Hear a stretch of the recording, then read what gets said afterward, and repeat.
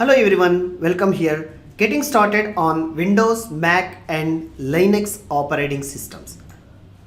This lecture especially designed to choosing an operating system is very essential for beginners who are starting their career. So this course is designed for an operating system. If you are comfortable in Windows 11, Mac or Linux operating system with a web browser of Google or Mac or which you loved one browser. Yes, comfortably this course you can learn using any of the operating system. Basically ChatGPT is a master open AI tool. You will explore more resolutions questions how to use and how to master in ChatGPT. This course is ultimately the information which will share with you.